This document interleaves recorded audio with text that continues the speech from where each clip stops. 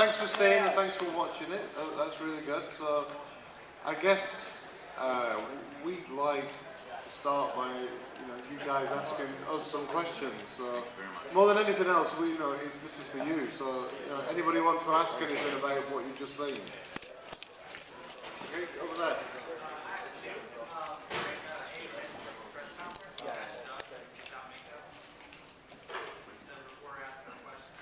No.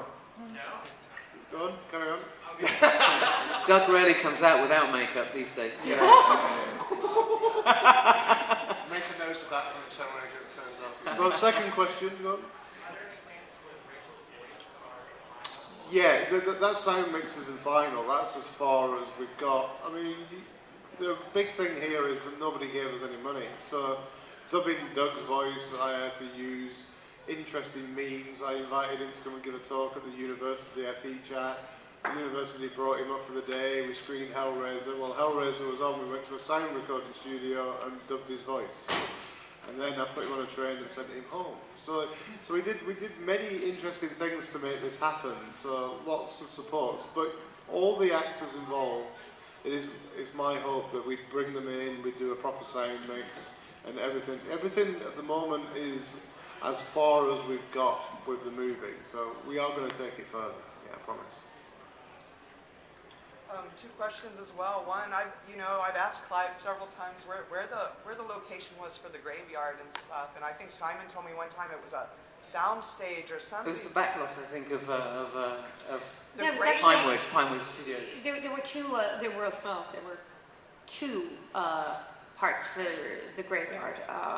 Part of it was the backlot, which is it was basically a field. The above ground portion? The above ground portion was a field that was part of Pinewood, but was basically they imported all these very Canadian looking weeds. I don't know. They were Canadian weeds. And a couple of weeks in, they started to get really moldy and kind of fluffy. My allergies were killing me doing all of that. But then the actual necropolis, where a lot of the dramatic actions were taking place, that was F stage, I think? F stage of Pinewood Studios, where they filmed To Sir With Love. And the second part was about the priest, and back in the day, Clive had that haircut like that, and so I thought it odd that he cast the priest to sort of have his same haircut. I think of it as a mini mullet. And then when the sheriff called him a degrading name and like the eroticism that he has in his personal style, I was wondering if there was like a symbolism of him placing himself as maybe kind of like that actor as being the priest or something. Maybe it was the mini mullet memo. And the guy that played the priest was Clive's lover as well. So. Oh yes. Yeah, so there's a symbiotic relationship between the author and the character. Right on. Yeah, so that's kind of interesting. So that's as much as we can tell you about that without Clive answering it. Right. Yeah, without being sued. I wasn't sure we could say that. I'm glad you said it. I got nothing to lose. Any other questions? There was a couple down here. Guy at the front. Question for the actors. Now having seen the Cabal, basically Cabal, what was your favorite part of the restored version? The bit where I speak. That's my voice at the end of the movie. I was so pleased. But I do plan to cut him out of the next version. Yeah, it does get a bit long. Oh, thank you. My favorite part, and I think I told a few of you earlier, was seeing the expanded version of Laurie rescuing Babette for a very, very personal reason. I have, since then, moved into the world of animal rescue to the point where I've actually written 2 books based on my experiences in animal hospitals. And I watched in Charlotte when I first saw the Cabal cut, I saw this expanded scene of me, at 21 years of age, basically doing all the things I do to coax dogs out of hiding places. I was doing my first animal rescue in that scene, and that really blew me away when I first saw it. That's my favorite. I like the fact that when we first watched it, Craig you turned around and you called it an art film Yeah. rather than anything else. You said it's a piece of art. Why did you think that when you watched it for the first time? Well, because the other one was obviously like a block, or attempting to be a blockbuster in terms of its sort of standard narrative, and they created in the original Nightbreed, they created the bad guy out of David Cronenberg.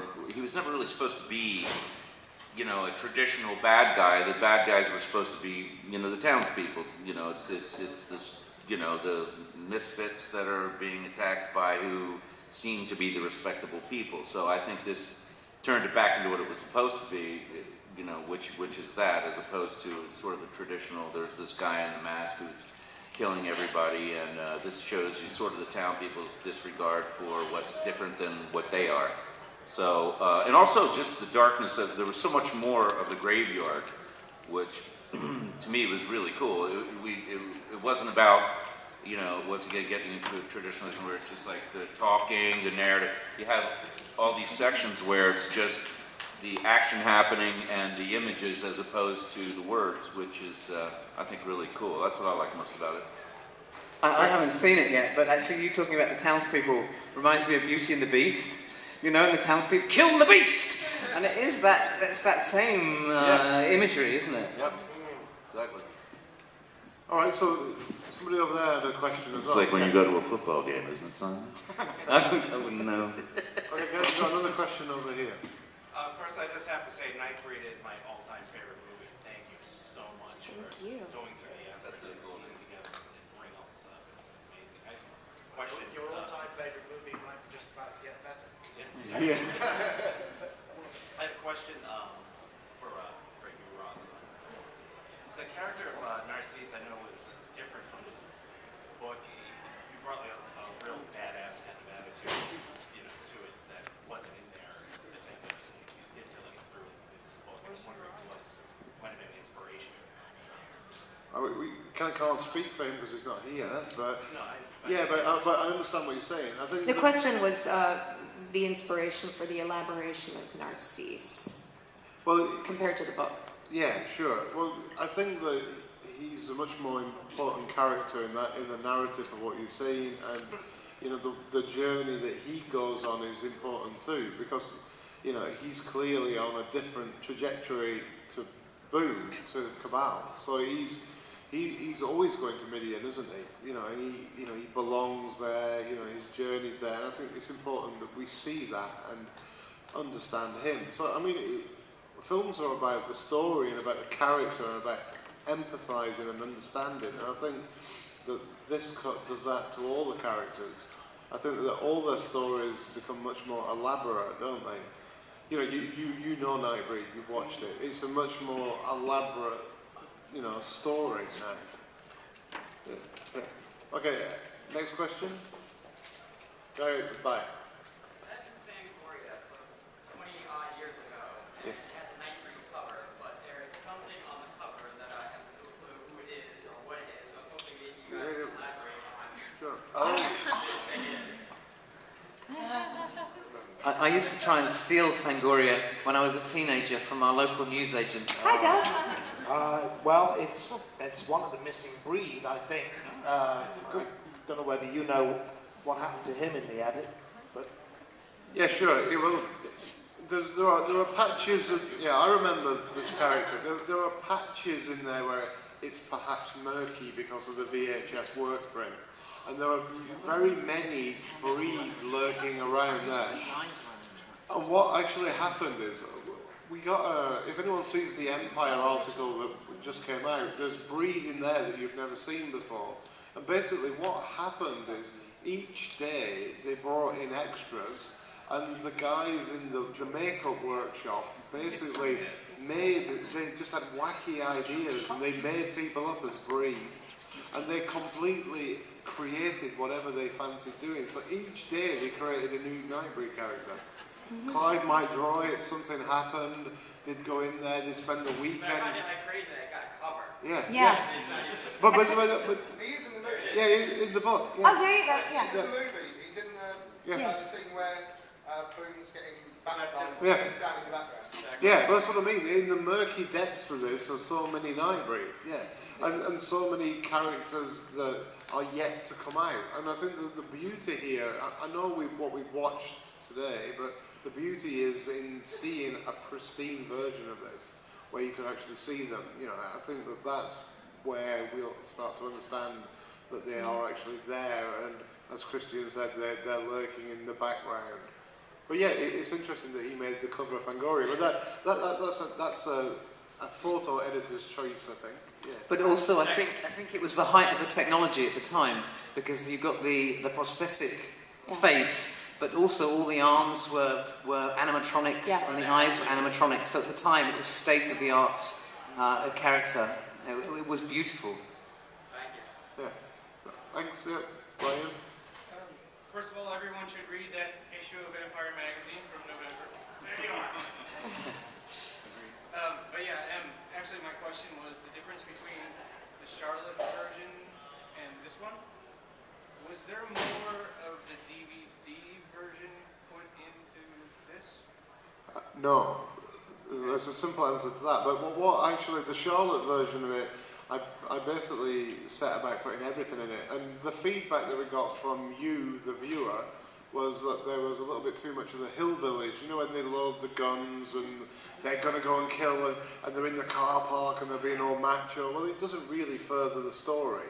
So you've got to make these decisions as you watch it, and especially as you watch it with an audience. I think that's your, you know, when you come to the table tomorrow or when you see us after this, I'm and Mark are particularly interested in what you have to say, what you say now. You don't, you know, you can say, no, I prefer Nightbreed.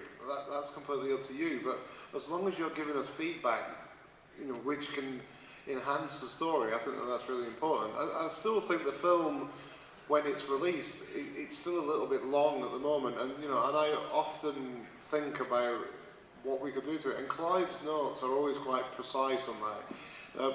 In the Charlotte version, when Craig's in the garage and somebody goes boom, boom, boom, it's actually 3 booms. And then Clive said, take one of the booms out, move this to here, do this. And then that starts to help the film. So I think all the time, I think editing is just helping the story. But I'm really keen that you see as many of the Nightbreed and understand, you know, your relationship with Babette and all of those things. That's what's important to me.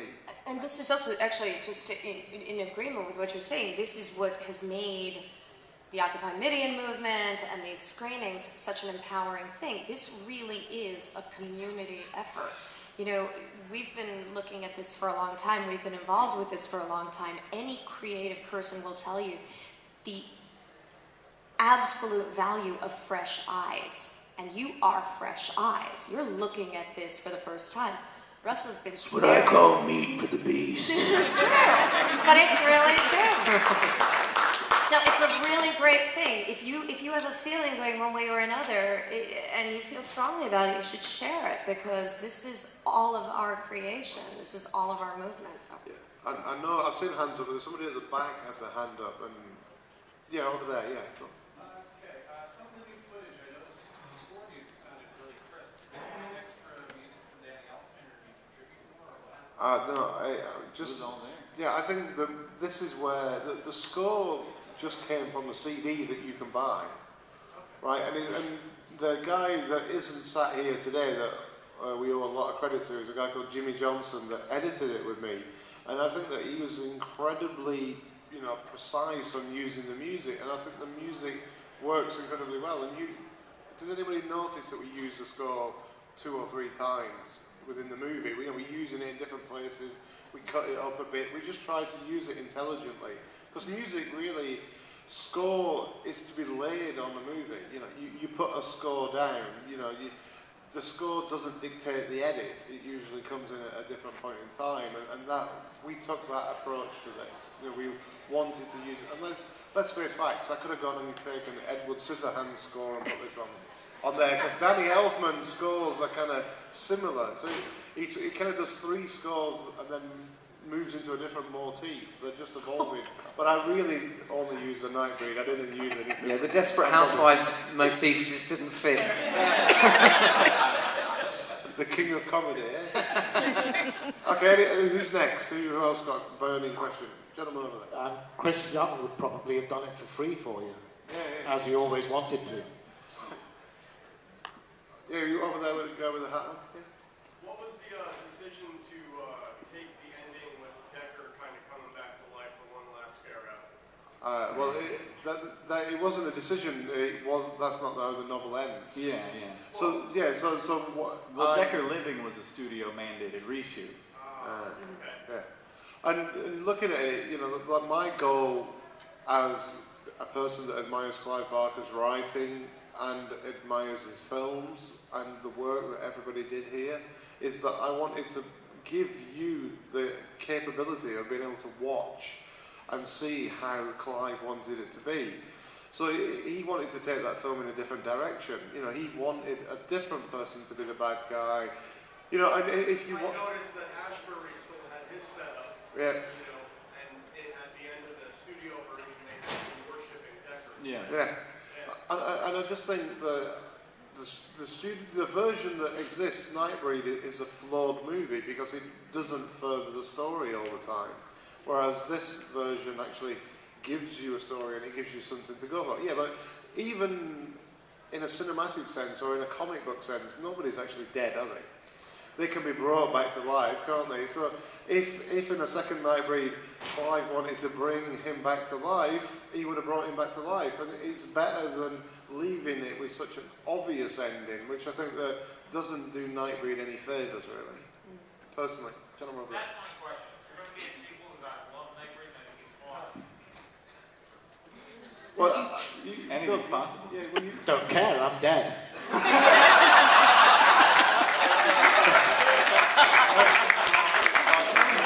And Doug, tell us about the quote from your T-shirt that you've got down next to your stand. What does it say? It's not about sequels. Oh, Not about sequels, nothing. No. It's your remake. I borrowed Pinhead's line, no tears please, it's a waste of good suffering. I have a T-shirt that says, no remakes please, it's a waste of good celluloid. Available at my table for a mere 20 of your dollars. But yeah, so for the sequel, fuck it, I'll come back. Yeah.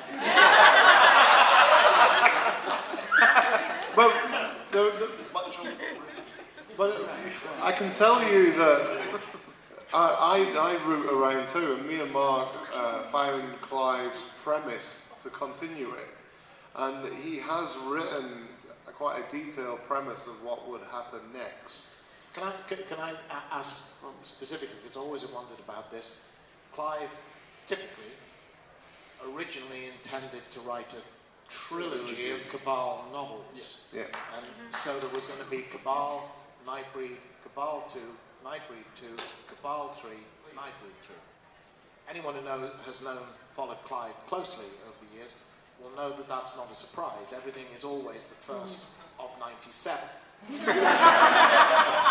by the time he's done 2 1/4, he's thought of something else.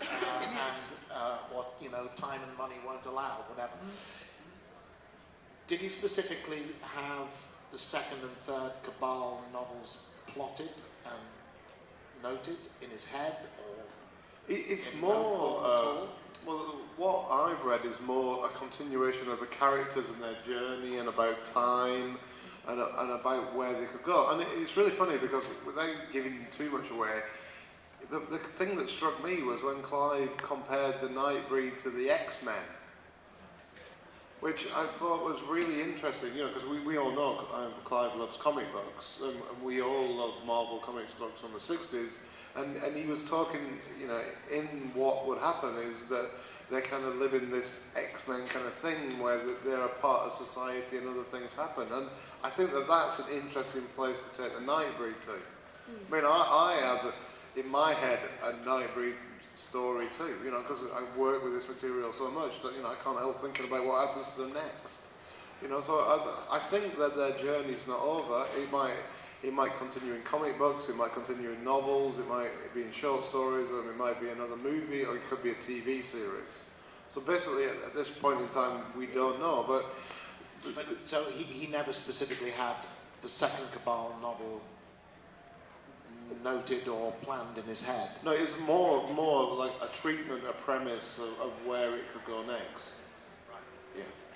He told me I was going to come back as my twin sister. I was going to have prosthetic tits. I was quite looking forward to that. I thought you already had that. Well, you know. Yeah, little pics. He actually showed me what they were very put. I was young then. Simon, in a really early draft of the script, you're female. Your character's female. In my script, I'm female. Yeah. It's funny. I don't know what he was saying, really, but... The gentleman over there had a question. Coming out here and watching all this, and I can tell that it's really been a big labor of love for a lot of you guys to do this. And I kind of just, this is my first time seeing all this, to kind of get a quick introduction as far as what brought y'all back to the movie. I mean, I know y'all kind of reintroduced this story of how this came about, but I know that I haven't met anybody or person in like You start there. other than the movie. So. Well, we found the footage. I don't know if you were here for the intro. Okay, well, you know, we found the footage in Clive's studio. Russell took it upon himself to edit it together, and then he came back to the office and, you know, presented me with the Cabal cut, and I was incredibly excited. And I went home that night and I watched the whole thing, which, I mean, as Russell said, it has been a sort of living, breathing entity of its own. It was damn near 3 hours long at that point.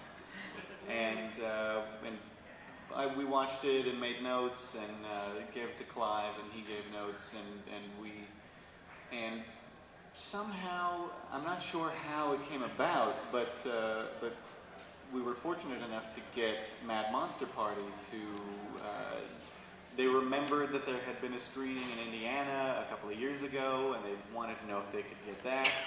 And when we agreed to it, we surprised them with this, and they snagged Craig and Ann, and I mean that screening was just magic. It was ridiculous. It was, and you know, it started this whole snowball, which led to the Empire magazine and Occupy Midian, coined by Ann, of course, and it's just been.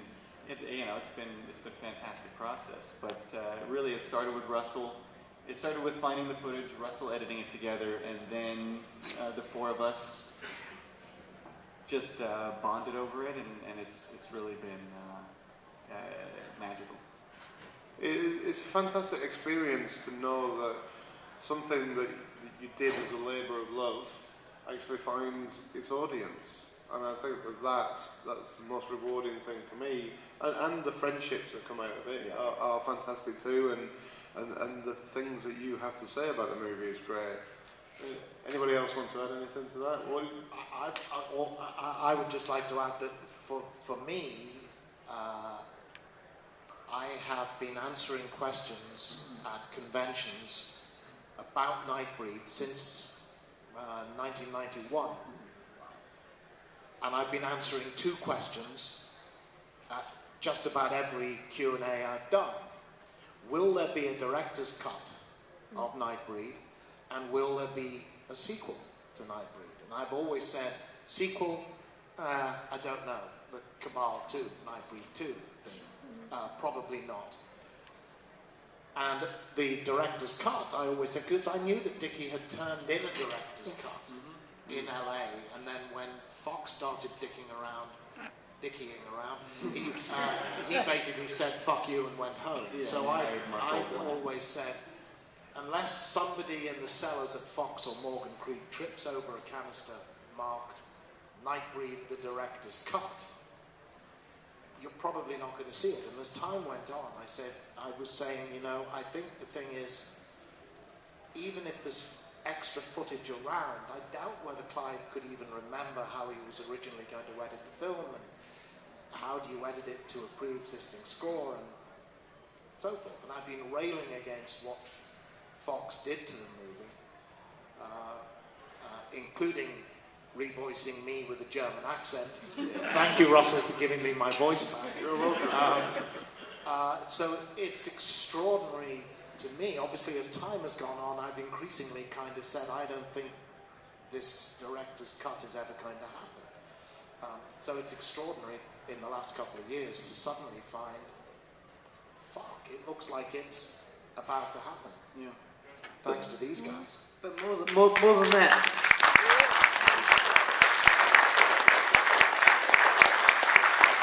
Once you've done your work and once you created this cut, the movement that went then online, thanks to Anne with the Occupy Midian, has also given it enormous forward momentum. Yeah, and people like Ryan sat down there and Christina exactly. have helped. Like, people have helped amongst the community. So thank you guys. But, you had a question over there.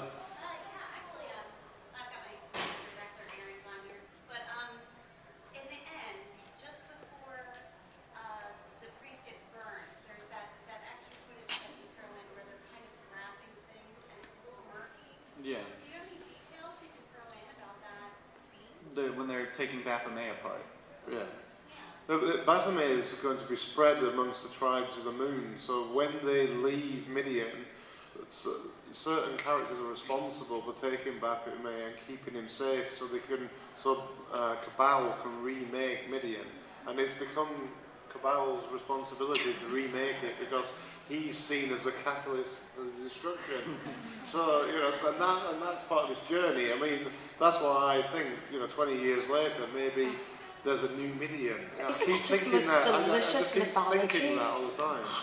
So those bits, that's the way I see a future for Nightbreed and Cabal, is that those parts have got to come back together and Midian's got to be recreated. Yeah, and that's the whole setup at the end in the barn, the little girl saying, we'll get back together soon. I think I commented to you, Russell, when you gave me the Cabal cut, that there seemed to be precious little footage of Baphomet. Is there more, or was there just never very much? There's a little bit more Baphomet. It needs a little bit of work. Yeah, we found the second work which had a lot more Baphomet footage in it. Yeah. So our intention is to work on it. I mean, right now... Because that was stunning. Baphomet was just... Yeah, but unfortunately, jaw-dropping. as you pointed out, that is really the roughest bit of footage. Yeah, and that's where I'm putting all my attentions at the moment, is to costing either a high quality, expensive use of the video, or whether it will turn up. I mean, this feels a bit like Indiana Jones and that warehouse looking for that one thing, and the one thing I want is the film footage. I've got the original director of photography, Robin Vidgen, on board to come and help grade it. Everybody wants to do this and have this film come back to life. So it's fantastic, but... And actually, just quick as an aside to this, it would be a really great thing if all of you got on the Occupy Midian website tonight and just sent a letter to Morgan Krieg and just say, I saw this, and I love this, and I endorse this completely, and I will buy this. Really let them know, because that's how we're going to get some momentum, and how they're going to be more willing to give Russell the tools he needs to make this available to you. So really, you got a job to do if you want it. Well, as Craig put it in North Carolina, don't appeal to their sensitive side. It's about money. Just say you'll buy the DVD. Simple as that. Just say we saw it, we love it. When can we see more? We've got a form letter too. We have a form letter. Yeah, on the Occupy Midian Facebook group. We have a form letter. Go for it. But add your thoughts, really, because they are collaborators in this. Go forth and breed. Anyway, lady over there is desperate to ask us. I just wanted to make a comment because you and Mark both asked for feedback on the screening, and it as well being my favorite movie of all time and everything. I have to say that the one part that I really missed out of the new screening is when the priest when Cronenberg is up on the cross almost, and he's all hallelujah, hallelujah. I have to agree with the gentleman in the back, like I missed that part being in there. But what's going to happen here is when it gets released, you'll get both versions on Blu-ray. Yeah. Right? So no, I want both versions, absolutely. I think that's like... Sure, but it's not... What It's the not point Cabal. of it's not Cabal, and it isn't in Clive's original script. And as Mark suggested, it's a studio reshoot that was enforced on the film because the studio execs saw sequel, Cronenberg, that character, etc., etc. And I mean, bottom line for me, my journey with this and my love affair with it is based on Clive and what he was intending to do. And I've said this before, both Clive, me, and lots of people sat at this table love the work of people like Fellini and Jean Cocteau, and it has more to do with those people than it has to do with Halloween. But I think your love of that scene is a testament to Clive's talents, because anyone that has heard any story about studio rewrites and suggestions, they're ludicrous sometimes. I mean, they really get ridiculous, and just the fact that Clive could take what they were trying to do and make the magic that he did make out of it is incredible. So, I mean, even though that was the studio imposing on Clive, it's still, they are still Clive's words, they are still Clive's ideas, and that's what he shot. So, it's all cool stuff. It's all brilliant. Yeah. Are there any other questions? Anyone over there? I know Cronenberg name's come up a couple times already, but does anyone else need to have a chance to do this? No, I'm basically, that's the thing that I'm doing at the moment. I've got his assistant's email address, and I'm going to find a way of either inviting him to watch it or getting him to see it, right? Because he was passionate about the film and caring about it. But as we all know, David now doesn't see himself as a horror film maker. So, obviously, the thing, he's the only person in the equation that isn't involved. Everybody's involved. But Clive didn't see Nightbreed as a horror film. No, it's not a horror film. We're all sweet. I know, but so Cronenberg is part of where we want to go and the film's future. And one of the big things we're working on is we like and we think we're going to make a 90-minute documentary to go with.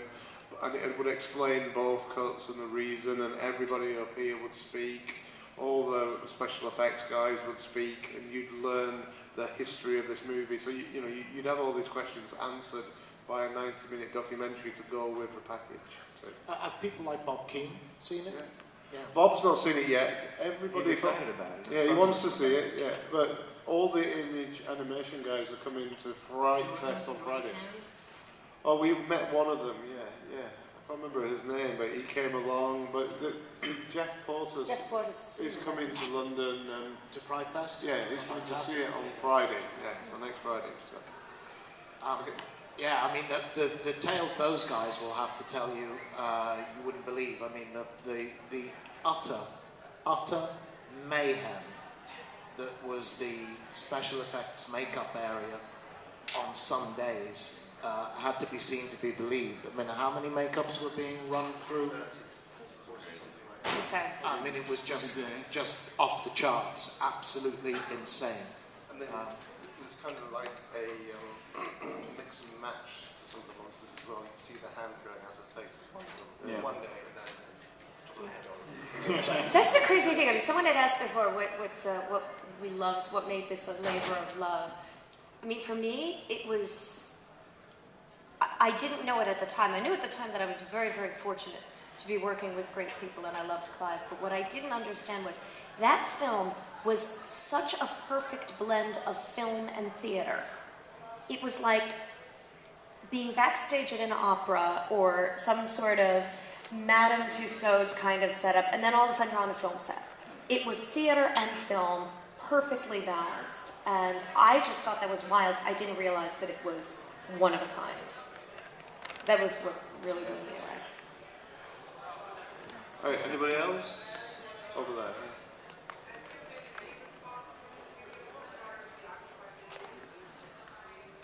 Absolutely, we've made very good, we've had a lot of positive feedback from Morgan Creek. I mean, that's why we're here tonight. They've given us carte blanche to screen the film wherever we want. They've given us carte blanche to also, restore the film to try and bring it back to its luster. If we can raise the funds, we can We can even, you know, try and find the film.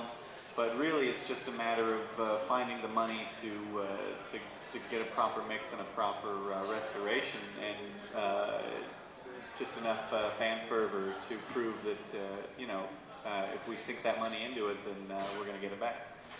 But ultimately, the film belongs to them, and we can't argue with that. Yeah. So, and we don't want. They've been very gracious. Yeah, we don't want to have a war with Morgan Creek, and in a sense, now, you know, 21 years later, they thought this movie was a dead, lame duck. Yeah. And now they've actually seen through, you know, audiences, Seeing it through feedback. your eyes. Oh, and, you know, a magazine like Empire doing a 7-page feature on it, and, you know, there are cover stories coming up in magazines, and they can't escape that. And that's why we don't want you to go on there and say, Morgan Creek, blah, blah, blah. We want you to go there and say, we would buy this. Where can I buy it from? Because the more people that say, where can I buy the Cabal cut from, where can I see it, that's when they're going to listen, because numbers start to add up in their heads. And it's all about economics, really, because they're in this to make money. Yeah. Which is, again, why it's really important to just get your voice out there and say, I was here to see this, and I loved it. So it's really good for them to hear. They're not our enemy, as we've said. You know, if we let them know that, you know, if they build it, you will come. Yeah. Anybody else?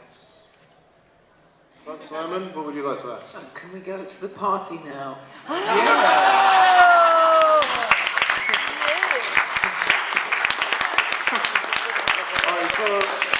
Well, we can.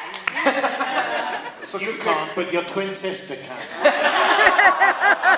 I'll go and put the tits on. Oh, yeah! So everybody, come and say hello to us over the weekend. Like, tell us what you thought. You know, everybody's here down in the signing room. You know, we want to meet you guys and talk to you. But right now, we'd like to go and have a drink. Is that cool? Yeah. Thanks, guys. Thank you.